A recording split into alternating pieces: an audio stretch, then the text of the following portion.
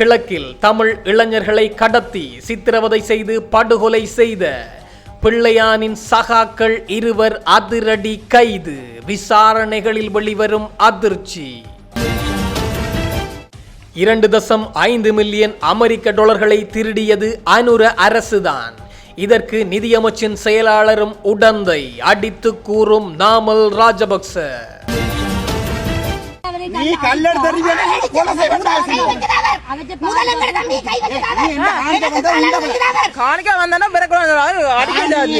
நாடாளுமன்ற உறுப்பினர் அர்ஜுனாவின் தாக்குதலால் காயமடைந்த இளைஞர் யாழ் மருத்துவமனையில் அனுமதி. அர்ஜுனா தொடர்பில் மனித உரிமைகள் ஆணைக்குழுவில் முறைப்பாடு. மோட்டார் போக்குவரத்து திணைக்களத்தின் முன்னாள் பிரதான ஆணையாளர் அதிரடி கைது. முன்னாள் ஜனாதிபதி ரணில் விக்ரமசிங்க தொடர்பான வழக்கு இன்று நீதிமன்றத்தில். பரபரப்பாகும் கொழும்பு நகரம். பாடசாலை மாணவிகள் மற்றும் ஆசிரியையின் புகைப்படங்களை செயற்கை நுண்ணறிவினூடாக ஆபாசமாக சித்தரித்த மாணவர்கள் அதிரடி கைது. யாழ்ப்பாணத்தில் இடம்பெற்ற மிக மோசமான சம்பவம். நாங்கள் பதவியிலிருந்து விலகுகிறோம். இலங்கை கிரிக்கெட் கட்டுப்பாட்டு சபையின் தலைவர் சம்மி சில்வாவின் அதிரடி அறிவிப்பு. கட்டுநாயக்க சர்வதேச விமான நிலையத்தில் 110 கோடிக்கும் அதிகமான போதைப் பொருளுடன் சிக்கிய பௌத்த தேரர்கள். அதில் 19 தேரர்கள் சம்பவ இடத்தில் போதைப் பொருள் பாவித்தமை உறுதி. விசாரணைகள் தீவிரம்.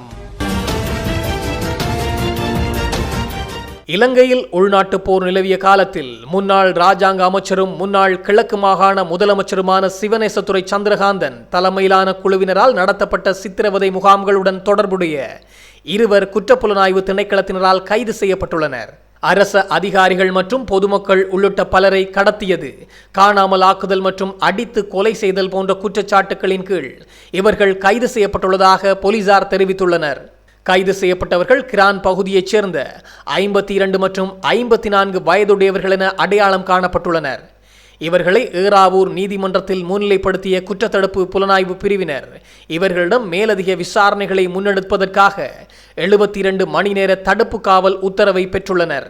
மனிதாபிமானமற்ற இக்கொலைகளின் பின்னணியில் உள்ள ஏனைய நபர்கள் குறித்து தற்போது தீவிர விசாரணைகள் இடம்பெற்று வருகின்றன. யாழ்ப்பாணம் பெரியவிளான் பகுதியில் கடந்த சனிக்கிழமை இடம்பெற்ற காணி தகராறின் போது பாராளுமன்ற உறுப்பினர் அர்ஜுனா ராமநாதன் தனது கைத்துப்பாக்கியை காட்டி அங்கு வந்தவர்களை கடுமையாக அச்சுறுத்தியுள்ளார்.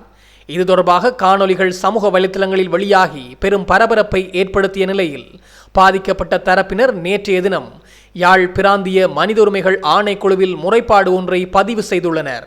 அர்ஜுனாவினால் தாக்கப்பட்டதாக கூறப்படும் இளைஞர் ஒருவர் தற்போது யாழ் போதனா வைத்தியசாலையில் சிகிச்சை பெற்று வரும் நிலையில் இந்த சம்பவம் ஒரு மனித உரிமை மீறல் என முறைப்பாட்டில் சுட்டிக்காட்டப்பட்டுள்ளது.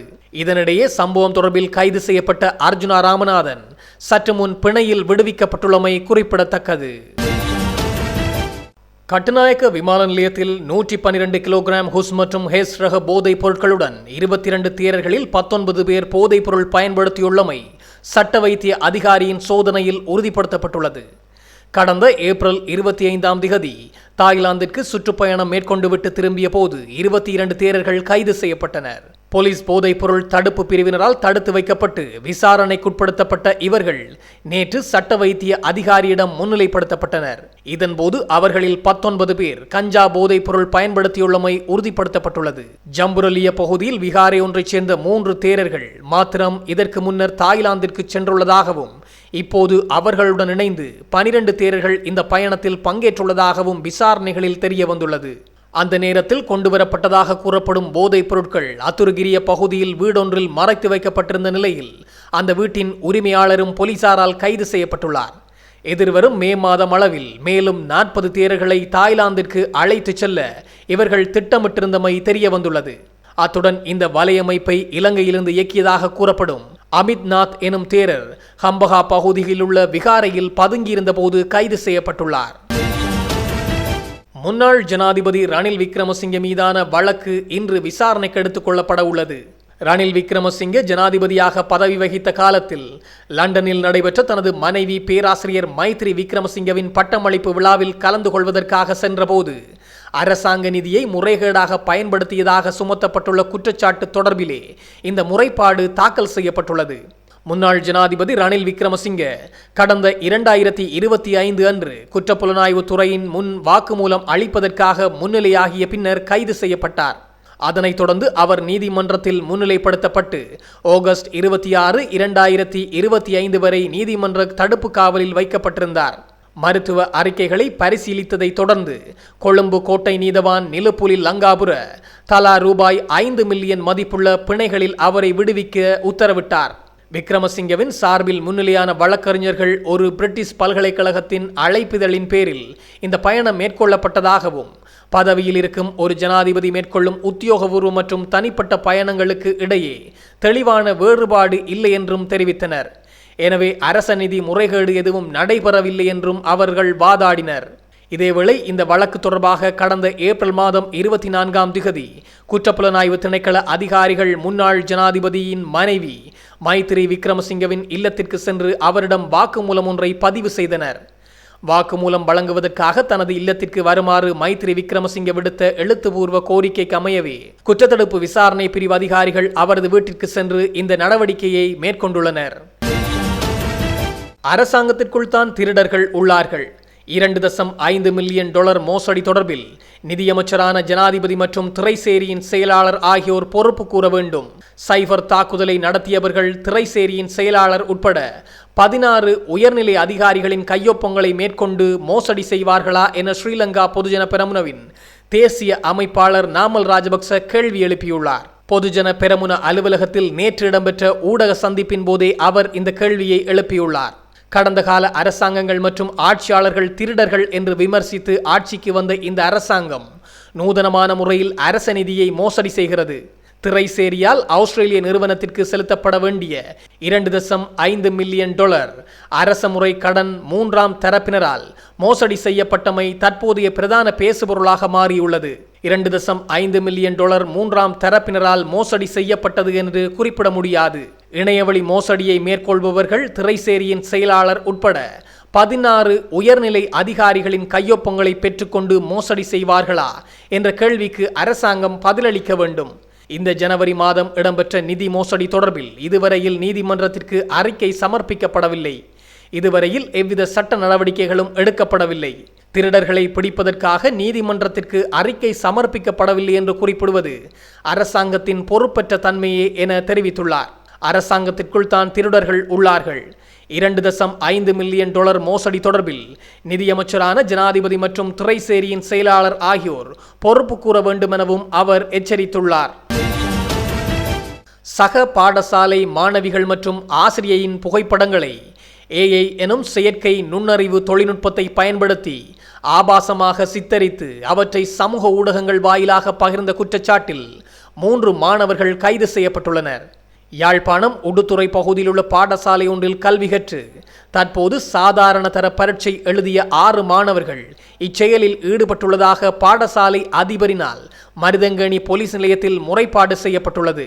அந்த முறைப்பாட்டுக்கு அமைய முதற்கட்டமாக 3 மாணவர்கள் கைது செய்யப்பட்டனர். கைது செய்யப்பட்ட 17 வயதுடைய 3 மாணவர்களும் நேற்றைய தினம் கிளிநொச்சி நீதிமன்றத்தில் முன்னிலைப்படுத்தப்பட்டனர். இதன்போது வழக்கை விசாரித்த நீதவான் பொன்னுத்துறை கிருசாந்தன் மாணவர்களை புதன்கிழமை வரை அச்சுவேலி பகுதியில் உள்ள சான்று பெற்ற நன்னடத்தை பாடசாலையில் தடுத்து வைக்குமாறு உத்தரவிட்டுள்ளார். இச்சம்பவத்துடன் தொடர்புடைய ஏனைய 3 சந்தேக நபர்களையும் கைது செய்ய வேண்டியுள்ளதாக போலீசார் நீதவானின் கவனத்திற்கு கொண்டு வந்தனர். இது தொடர்பாக மேலதிக விசாரணைகளை மருதங்கேணி போலீசார் முன்னெடுத்து வருகின்றனர். மோட்டார் போக்குவரத்து திணைக்களத்தின் முன்னாள் பிரதி ஆணையாளர் கைது செய்யப்பட்டுள்ளார். ஊழல் குற்றச்சாட்டுகள் தொடர்பாக லஞ்ச ஊழல் விசாரணை ஆணைக்குழுவினால் நேற்றைய தினம் அவர் கைது செய்யப்பட்டுள்ளார். செல்லுபடியாகும் ஆரம்ப பதிவு இல்லாத வாகனம் ஒன்றிற்கு முறைகேடாக இலக்க தகடுகளை வழங்கியதாக கூறப்படும் குற்றச்சாட்டின் அடிப்படையிலேயே இந்த நடவடிக்கை எடுக்கப்பட்டுள்ளது. தற்போது பத்திரமுல்லையில் உள்ள சிறுவர் நன்னடத்தை மற்றும் பராமரிப்பு சேவைகள் திணைக்களத்தின் ஆணையாளராக பணியாற்றி வரும் இவரை கொழும்பு மேலதிக நீதவான் முன்னிலையில் முற்படுத்த நடவடிக்கை எடுக்கப்பட்டுள்ளதாக தெரிவிக்கப்பட்டுள்ளது. அரச நிறுவனங்களில் நிலவும் ஊழல்களை ஒழிக்கும் நோக்கில் லஞ்சம் ஊழல் விசாரணை ஆணைக்குழு முன்னெடுத்து வரும் தொடர் நடவடிக்கைகளில் ஒரு பகுதியாக இந்த கைது சம்பவம் இடம்பெற்றுள்ளது. இன்று நடைபெற்ற ஒரு விசேட செயற்குழு கூட்டத்தில் இலங்கை கிரிக்கெட் தலைவர் சம்மி சில்வா மற்றும் அதன் செயற்குழு உறுப்பினர்கள் பதவியிலிருந்து விலக தீர்மானித்துள்ளதாக தகவல் வெளியாகியுள்ளது. சுமார் 7 ஆண்டுகளாக இலங்கை கிரிக்கெட் தலைவராக இருந்த சம்மி சில்வா மற்றும் அவரது குழுவினர் அரசாங்கத்தின் அழுத்தத்தை அடுத்து இந்த முடிவை எடுத்துள்ளனர். ஊழல் குற்றச்சாட்டுக்கள், நிர்வாக சீர்கேடுகள் மற்றும் அண்மைய போட்டிகளில் தேசிய அணியின் பின்னடைவு போன்ற காரணங்களினால் ஜனாதிபதி அனுரகுமார திசாநாயக்க நிர்வாக மாற்றத்தை கோரியிருந்தார். தற்போதைய நிர்வாகம் விலகுவதை அடுத்து இலங்கை கிரிக்கெட் சபையை வழிநடத்த ஒரு புதிய இடைக்கால குழு நியமிக்கப்பட்டுள்ளது. முன்னாள் நாடாளுமன்ற உறுப்பினரான இரான் விக்ரமரட்ன இந்த இடைக்கால குழுவின் தலைவராக நியமிக்கப்பட வாய்ப்புள்ளதாக தெரிவிக்கப்பட்டுள்ளது. நிர்வாக பணிகளை முறைப்படுத்த புதிய அரசியலமைப்பு சீர்திருத்தங்கள் மற்றும் வெளிப்படையான நிர்வாக மாற்றங்களை மேற்கொள்ள புதிய குழு திட்டமிட்டுள்ளதாகவும் தகவல் வெளியாகியுள்ளது.